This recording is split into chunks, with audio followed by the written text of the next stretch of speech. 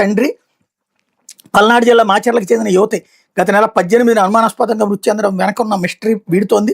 కన్నతండ్రి ఆమెను హత్య చేసినట్టు పోలీసులు విచారణలో వెల్లడైనట్టు తెలిసింది. మాచర్లకు చెందిన వ్యాపారి చంద్రశ్రీను గంగ దంపతులకు కుమార్తె చౌడేశ్వరి కుమారుడు ఉన్నారు. వీళ్ళ పక్క ఇంటికి జమ్మలమడక గ్రామానికి చెందిన నాగరాజు తరచూ వచ్చేవాడు. ఈ క్రమంలో చౌడేశ్వరి నాగరాజు ప్రేమించుకున్నారు. చంద్రశ్రీని తన కుమార్తెను ప్రభుత్వోపాధ్యాయుడికి ఇచ్చి పెళ్లి చేయాలనుకున్నారు.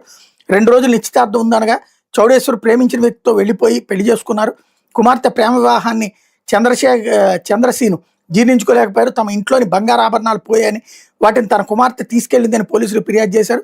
పోలీసులు నాగరాజు చౌడేశ్వరి స్టేషన్కి తీసుకురాగా తాను కట్టుబట్టలతో వెళ్ళానని ఆమె చెప్పిన చంద్రశ్రీని ఒప్పుకోలేదు.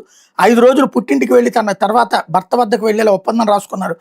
మార్చి 19 ఆమె తన భర్త ఇంటికి వెళ్లాల్సి ఉండగా 18 అనుమానాస్పదంగా మృతి చెందింది. పోస్టుమార్టం నివేదికలో చౌడేశ్వరి ఆత్మహత్య కాదని నిర్ధారణ అయింది అన్నట్టు హైలైట్ చేసి ఇకపోతే జయమంగళ రాజీనామాపై 3 వారాల్లో నిర్ణయం హైకోర్టుకు నివేదించిన శాసనమండలి చైర్మన్ మోషేస్ రాజు.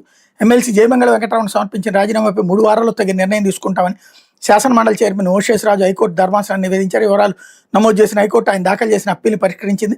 హైకోర్టు ప్రధాన న్యాయమూర్తి జస్టిస్ ధీరసింగ్ ఠాకూర్, జస్టిస్ ఆర్ రఘునందరావులతో కూడిన ధర్మాసనం గురువారం ఈ మేరకు ఉత్తర్వులు ఇచ్చిందన్నటువంటి వార్తని హైలైట్ చేశారు.